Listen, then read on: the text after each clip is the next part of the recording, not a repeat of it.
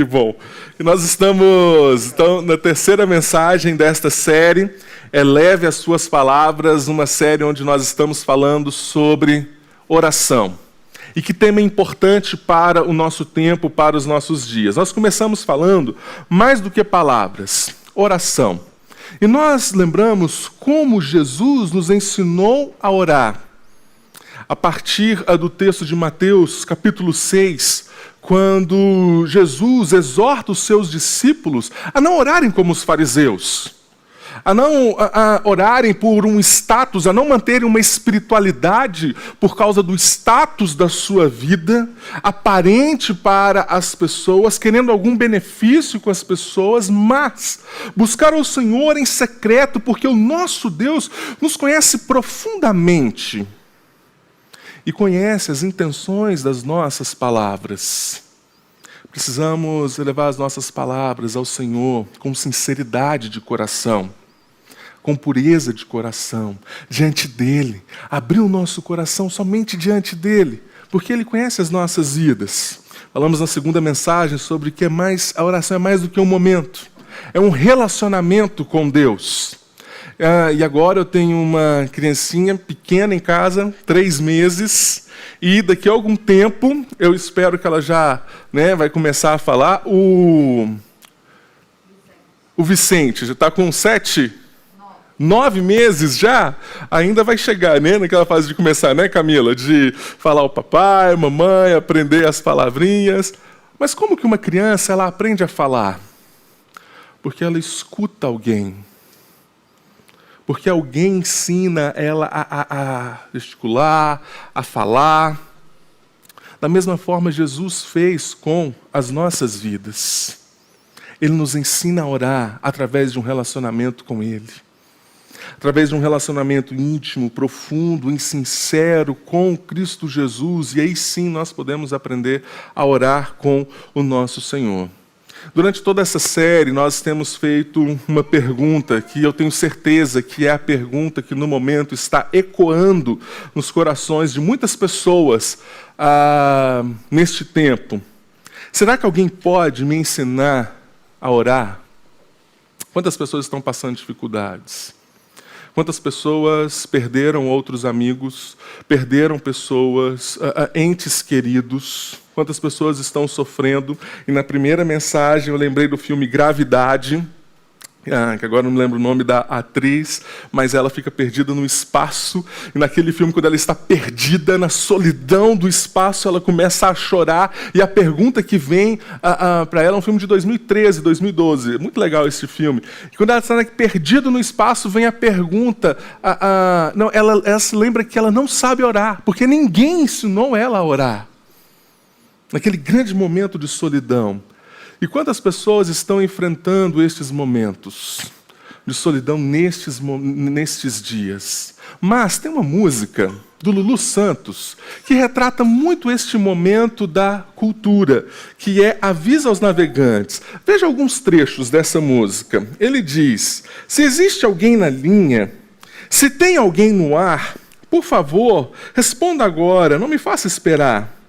Há uma certa urgência, alô, informação, aqui sou eu sozinho, de outro lado, não sei, aviso aos navegantes, tem mais alguém aí?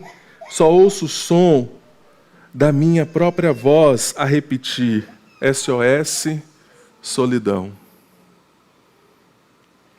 Essa música retrata o que, possivelmente, muitas pessoas estão vivendo. Um retrato da nossa cultura, pelo anseio, pela busca da espiritualidade, pela busca por Deus, pela busca de algo a mais, por uma experiência, talvez uma experiência transcendente nessa grande busca, mas quando se voltam para os seus corações, para a sua vida, quando fecham as portas das suas casas, um grande eco em seus corações de solidão, porque não tem um relacionamento com Cristo Jesus. Jesus é aquele que pode nos ensinar a orar, e nós precisamos voltar a nossa vida para Cristo Jesus, para a sua palavra. É sobre isso que nós estamos falando nesta série. Mas eu quero te fazer ainda uma pergunta. Você já conversou com alguém sem saber quem era a pessoa e só depois ficou sabendo quem ela é?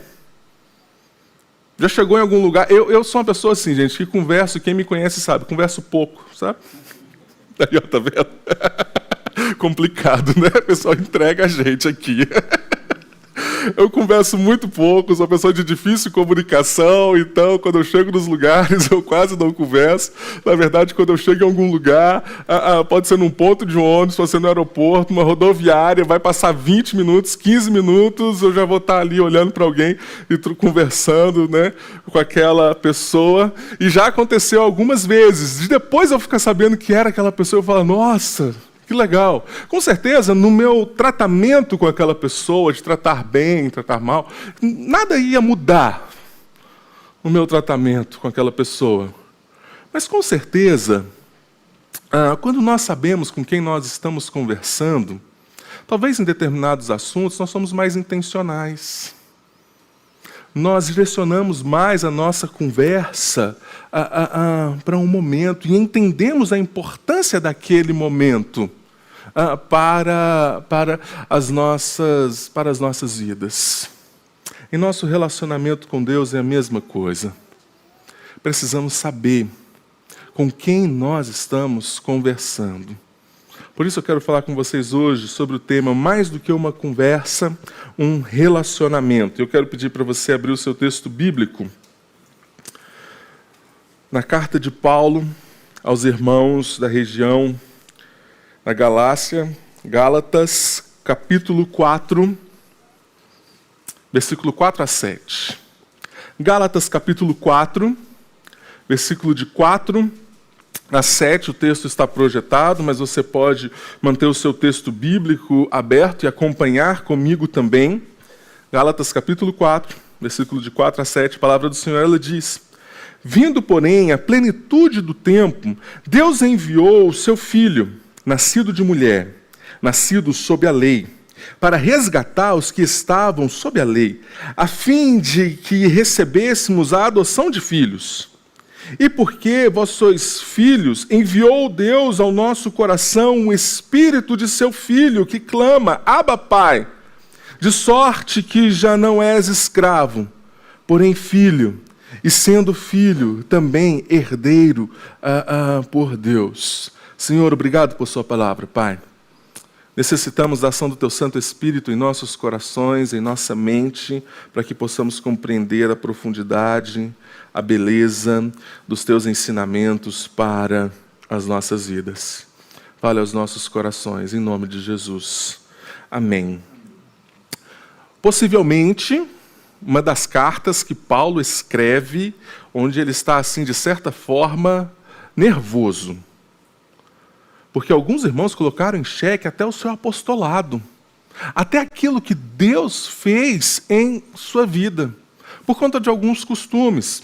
Existia aqui nesta igreja alguns irmãos judeus que se converteram ao cristianismo, que reconheciam Jesus, mas que eles diziam, olha, para você ser um seguidor de Jesus, você precisa também se converter às tradições judaicas. Sabe por quê? Porque Jesus veio dos judeus, veio do nosso povo. Então, por causa disso, você também tem que seguir os nossos costumes. E caso você não faça isso, olha, você não vai ser um seguidor de Jesus, não.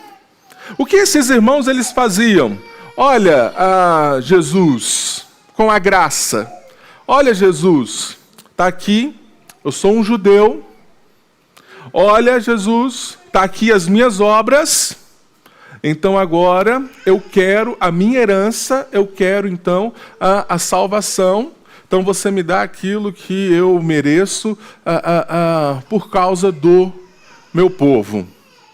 Esses irmãos, os falsos mestres, estavam assim, fazendo uma bagunça nesta igreja.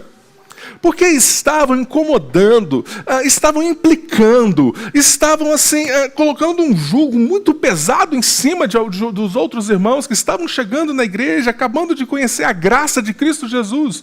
Estavam deturpando a graça de Cristo Jesus. Mas, Paulo escreve esta carta para dizer justamente, para falar a respeito justamente do valor da graça de Deus. O que Cristo Jesus fez. Qual é a obra de Cristo Jesus? Qual é a herança que nós temos, e agora por causa de Cristo? Quando você lê a carta aos Gálatas, você vai ver muito Paulo falando a respeito dessa linguagem de herança e de merecer. Porque merecemos esta herança por causa da obra de Cristo Jesus. Por causa daquilo que Cristo Jesus ele fez.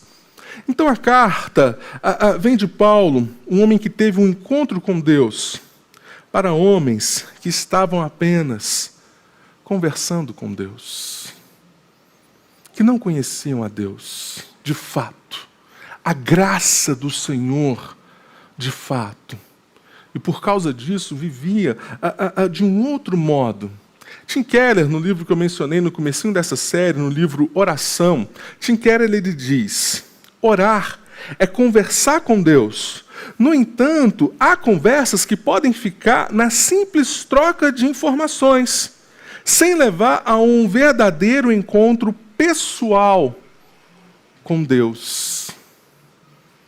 Podemos, às vezes, conversar, falar algumas coisas, mas precisamos elevar as nossas conversas, nossas palavras em oração, conhecendo a Deus profundamente. E aí sim, meus irmãos, nós poderemos fazer dos nossos momentos de oração um encontro com Deus. E para termos esse encontro, como eu falei, precisamos conhecê-lo. Precisamos conhecê-lo em sua forma. O Deus triuno, o Deus poderoso. E aqui, meus queridos, falar a respeito da Trindade, se eu quisesse usar qualquer ilustração para falar a respeito da Trindade, provavelmente eu iria estar diminuindo quem Deus é e, com certeza, falando uma heresia. Porque não existe nenhuma ilustração humana que possa se comparar a quem Deus é em sua forma trinitária. Ao Deus triuno, um só Deus, um só Senhor, um único Deus em glória, em majestade, em poder, em essência, mas que existem três pessoas, subsistem três pessoas: o Deus Pai, o Deus Filho e o Deus Espírito Santo. Não é Filho e Pai, não é Espírito e Pai ou Filho e Espírito, mas são todos eles. E este Deus, na sua forma trinitária, se relacionam entre eles, se amam entre eles, se alegram entre eles, são completos em si mesmo. Não precisam de mais nada. A plenitude do relacionamento, do amor, nós encontramos na forma trinitária de Deus. Mas quando nós pensamos então, se Deus é completo em sua forma, em relacionamento, em glória, em poder, em amor, por que Ele nos criou então? Por que então, qual o grande motivo? E aí Jonathan Edwards, quando ele fala a respeito da Trindade, ele vai falar sobre este motivo. O único motivo que Deus teria para nos criar não seria para obter o amor e a alegria, porque isso Ele já tem, mas compartilhar conosco, por causa da sua graça e do seu amor. E quando nós falamos de um Deus triuno, quando nós falamos deste grande Deus e nós olhamos para a obra da salvação, nós vamos entender que cada um cumpriu um papel. O Pai planejou, o Filho executou, e o Espírito Santo de Deus é quem aplica esta obra em nossos corações. Sem a obra da Trindade, sem a obra desse Deus triuno, nós não poderíamos orar. As nossas orações só podem ser ouvidas por causa da obra distinta de cada pessoa da Trindade. Por causa deste grande Deus. E precisamos conhecê-lo profundamente. O Deus Pai. E aí, quando nós olhamos para o texto de Gálatas, texto que nós lemos, vindo, porém, a plenitude do tempo, Deus enviou o seu Filho. A plenitude, vindo, porém, a plenitude, o tempo que o Senhor decretou, o tempo que o Senhor planejou, o tempo que Deus escreveu, o tempo perfeito que Ele quis, que Ele planejou. Vindo esse tempo, Deus enviou o seu Filho. E aí no versículo 6, mais uma vez, a ação de Deus. E porque vós sois filhos, enviou Deus. Veja, queridos, quando nós olhamos para a nossa história, na história da criação, Deus nos criou para um relacionamento com Ele. Por isso, em Gênesis, Deus ele vai dizer, façamos toda a Trindade reunida, o homem à nossa imagem, conforme a nossa semelhança. Mas o homem pecou. E essa semelhança e este relacionamento ficou deturpado, distante. Ficamos proibidos de termos acesso a Deus por causa do nosso pecado. Porque sendo Deus, um Deus santo, justo, poderoso, não pode compartilhar do pecado. Não pode, sendo Ele em sua natureza, em sua santidade e glória. Faz parte da sua justiça, do seu caráter. Por causa disso, nós nos distanciamos de Deus. Mas veja, queridos, que grande amor. Não foi por causa do que nós fizemos. Não foi por causa, como no texto, no contexto da carta aos Gálatas, não foi por causa da natureza deste povo, das tradições judaicas, e Deus olhou para eles e falou, que legal, eu vou alcançar vocês, a graça vai chegar até vocês. Não. Por amor, por atitude própria, e somente vinda dele.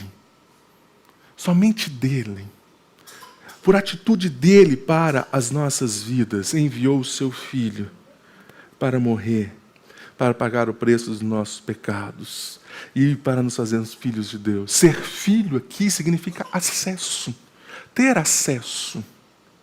Você, no seu ambiente de trabalho ou em alguns lugares que você passa, você já viu ali acesso proibido, ou para conversar com algumas pessoas, você tem que, às vezes, marcar um horário, ou se você tem determinado cargo, talvez você nem consiga conversar com algumas outras pessoas.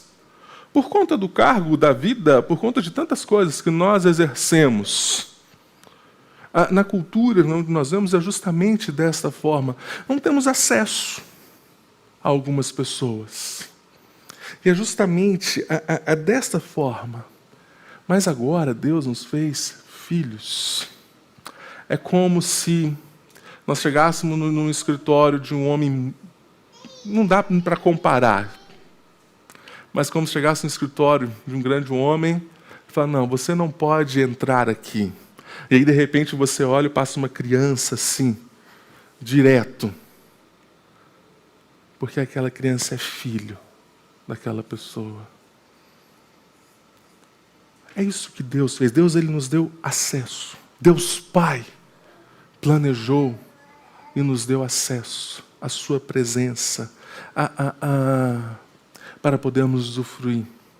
Precisamos conhecer a obra deste Deus, queridos, que é por atitude própria, que não foi nada que nós poderíamos ter feito, mas por causa da sua justiça, do seu amor e da sua graça. Tim Keller ainda, no livro Oração, ele vai dizer, a oração é o caminho para experimentar esse acesso e esse amor paternal para dele se apropriar e sentir em nossa vida a calma e a força decorrente dessa certeza de que alguém cuida de nós. Se antes, queridos, o medo, se antes o receio de um relacionamento, se antes a dor do distanciamento do pecado, mas por causa da graça deste Deus e do poder, da grandiosidade, da atitude dele para com as nossas vidas, nós podemos ter acesso em amor, em segurança, em conforto, porque ele nos escolheu e preparou desta forma para as nossas vidas. Precisamos conhecer o Deus Filho. Para termos um encontro com Deus, precisamos conhecer o Filho mediador. E veja o texto novamente. Deus enviou o seu Filho, nascido de mulher, nascido sob lei, para resgatar os que estavam sob a lei, a fim de que recebêssemos a adoção de filhos. 100% Deus, 100% homem. O texto que Paulo está dizendo é falando a respeito da divindade de Cristo. Que Cristo ele existe em toda a eternidade. Não gerou Deus para poder enviar, mas Cristo já existe. Por isso que Paulo fala, Deus enviou, porque ele já existe. O Filho, que é da mesma natureza. E agora Paulo menciona de mulher para dizer, olha, em forma humana. Este Deus que se encarnou, que se fez carne e habitou entre nós. Por compaixão e graça. Paulo ele ainda continua, nascido sob a lei, para resgatar os que estavam sob a lei. Cristo ele era isento de qualquer sujeição à lei, porque ele é santo. Porque ele já é santo em sua natureza. Em sua glória, em sua majestade e poder, está acima dessas coisas. Mas ele resolve, ele decide se sujeitar. Calvino ele vai dizer, ele vai ilustrar essa atitude dizendo, um homem livre redimiu um escravo a constituir-se fiador, ao pôr as cadeias em si próprio. É como se Jesus ele tirasse das nossas vidas e ele colocasse em si próprio para pagar o preço. Jesus ele se vê, e claro que em sua santidade, obrigado a cumprir toda a lei, mas a pagar o preço dessa lei, a condenação dessa lei, a condenação que era para mim e era para você. Mas ele se coloca em nosso lugar.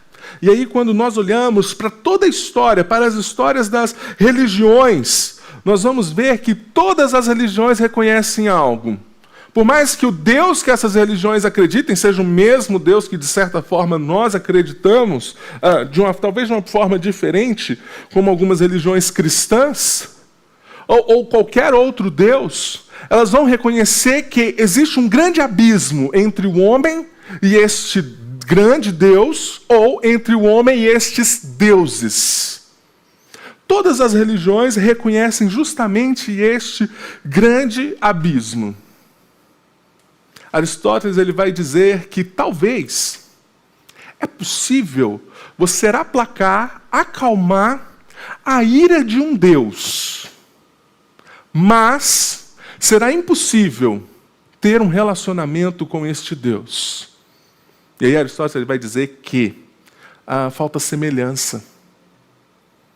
Falta semelhança para diálogo com este Deus. Falta uma aproximação.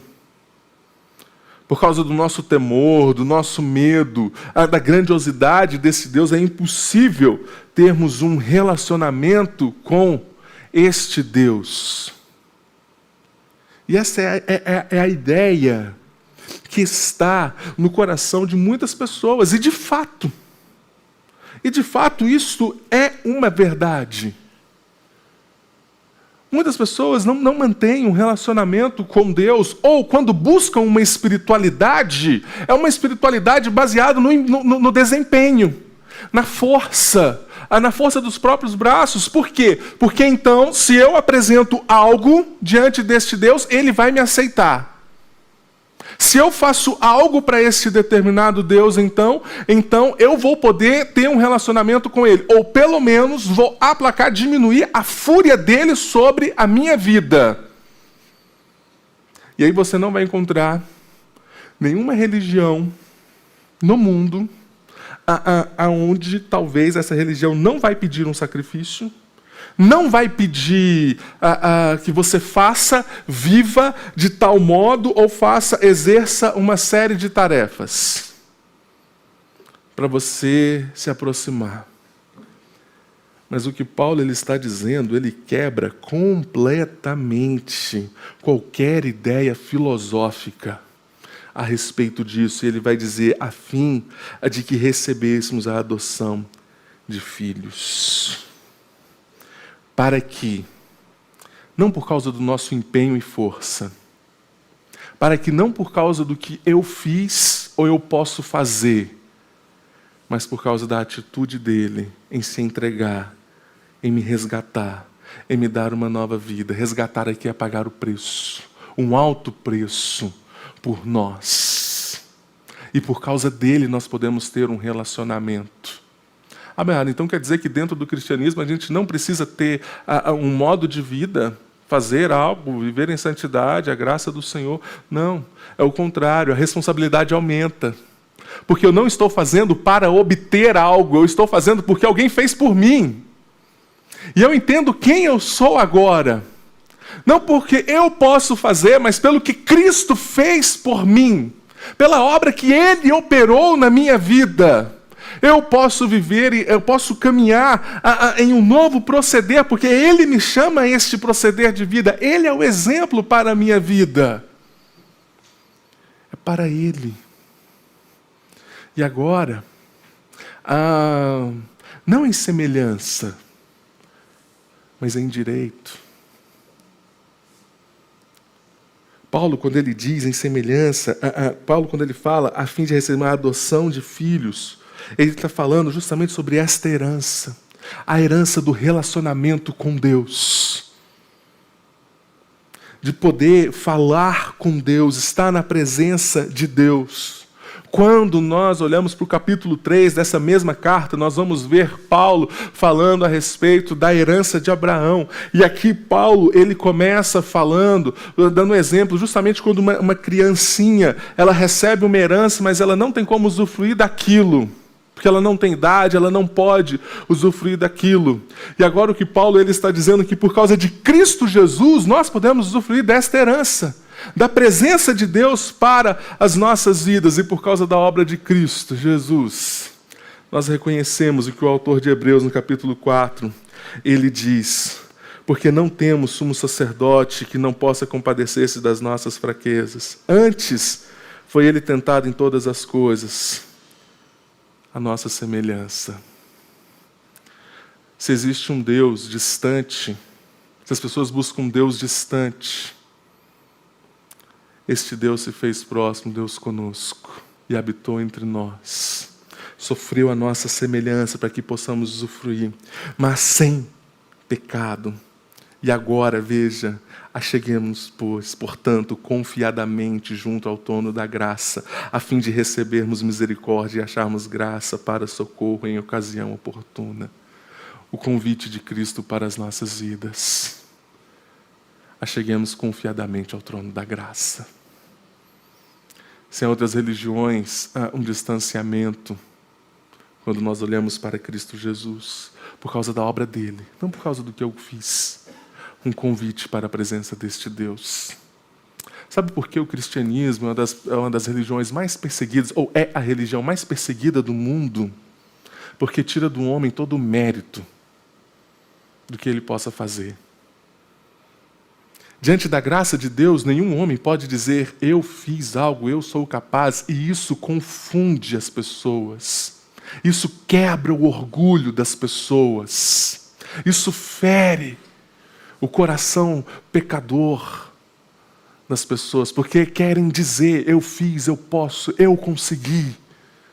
Mas quando nós olhamos para a obra do Filho, nós vamos reconhecer que nós não podemos fazer nada. É somente pela graça, porque Ele é o mediador. Mas nós temos a obra do Espírito. Para termos esse encontro com Deus, precisamos conhecer o Espírito. Veja, Gálatas, capítulo 4, agora aqui o versículo 5. E porque vós sois filhos, enviou Deus ao nosso coração o Espírito do seu Filho, que clama, Abba, Pai.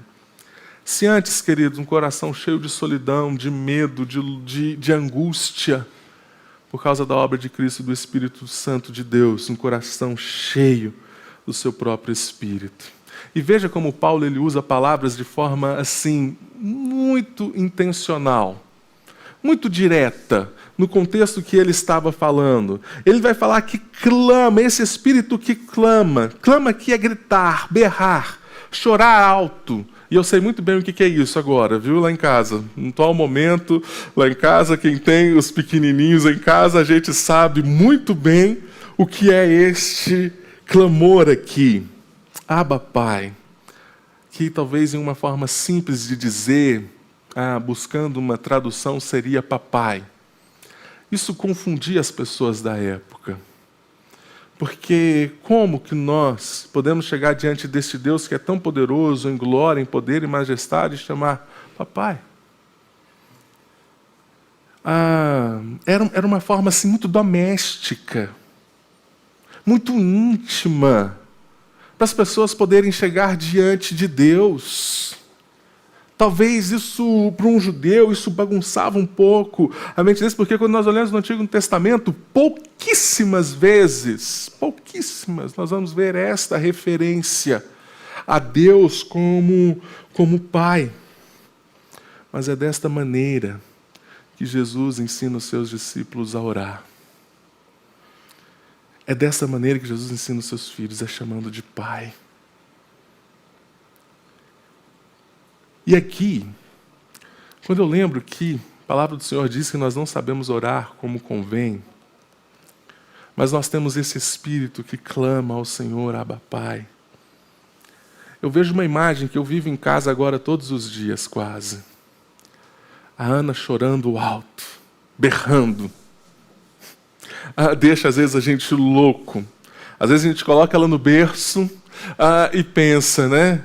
Vamos lá, vou fazer algo em casa. A Cíntia principalmente, né? Eu algumas vezes, a Cíntia principalmente, a mãe principalmente, vou poder tomar um banho, vou poder comer, vou poder ali, né, colocar uma roupa na máquina, tirar, fazer algo em casa e de repente ela, aquele berro. Mas tanto eu, quando ela está no berço e ela faz isso, eu vejo justamente esta imagem do que Paulo está dizendo. Quando eu chego pertinho do berço, eu olho para ela e pergunto, o que foi? O que está acontecendo? Ela para já o choro e fica, olhando. E aí eu pego, aí ela acalma. Se nós não sabemos orar como convém, por causa do nosso coração, da nossa dureza, Deus envia o seu Espírito para os nossos corações.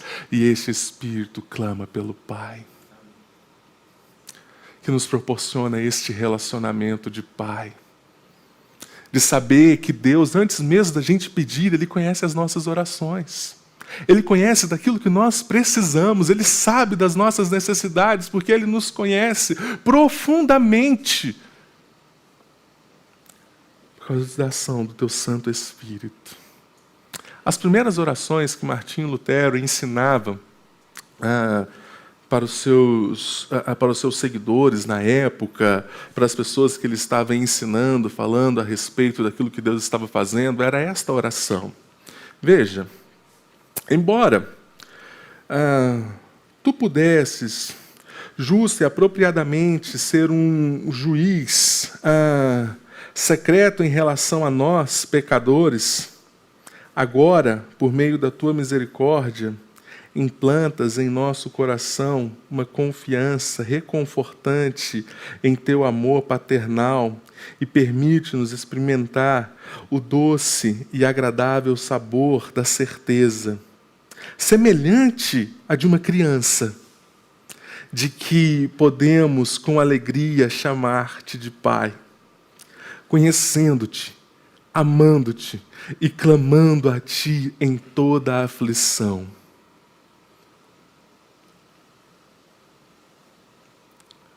Um Deus grandioso, poderoso em sua glória, em sua majestade, nos adota como filhos, para que possamos estar na presença dEle, porque Ele planejou, porque Ele quis desta forma, pelo seu querer. Ele enviou o seu Filho pagou o preço dos nossos pecados, e Ele enviou o seu Espírito, para que possamos ter esse relacionamento com Ele. Mas a oração, ela tem um custo. Este relacionamento com Deus tem um custo. E é disso que nós precisamos saber. Porque um dia Cristo Jesus, em um único momento em sua vida aqui, não chamou Deus de Pai. Mas Ele orou, Deus meu, no seu maior momento de angústia, de dor e de aflição. Ele não se dirige a Deus como Pai. Alguns teólogos, e eu destaco Sproul, diz que algumas pessoas falam que quando Jesus diz Deus meu, por que me desamparaste? Algumas pessoas dizem que era apenas um sentimento que Jesus estava. Mas Sproul vai dizer, e outros teólogos, que de fato era a experiência que Jesus estava experimentando, porque este é o preço do pecado. A sensação, a experiência do desamparo, do distanciamento, era o preço que eu e você deveria pagar. Jesus prova desta dor, de chegar diante de Deus, o seu Pai, e dizer, Deus meu, por que me abandonaste? Para que eu e você pudéssemos chegar diante dele e dizer, Pai, Pai nosso, sem esse sacrifício, sem essa dor, nós não poderíamos ter este relacionamento. E através da oração é este relacionamento que nós temos com Deus. De filhos amados do Senhor. Mas antes de Jesus dizer, por que me abandonaste? Ele sabia quem era, quem estava, o Deus Pai que está acima de todas as coisas. Deus meu. Neste plano, daquilo que Deus decretou, daquilo que Deus planejou. E por causa disso, podemos passar de um relacionamento superficial com Deus, de um relacionamento superficial nas nossas orações, para um relacionamento íntimo, profundo e sincero. E é por isso que Paulo ele vai terminar. De sorte, vocês precisam saber quem é Deus, esta obra, para que vocês reconheçam que vocês já não são escravos, mas vocês são filhos. E sendo filho, também herdeiro por Deus. Manter um relacionamento em nossas orações de um filho, de filhos amados do Senhor, por causa desta obra. Precisamos conhecer a Deus profundamente. E quando nós orarmos, no final das nossas orações, nós dizemos, às vezes, em nome do Pai, do Filho e do Espírito Santo, você pode saber profundamente o que significa esta obra para as nossas vidas. Por causa dele, nós podemos ter um relacionamento, um encontro com Deus. Feche seus olhos, vamos orar.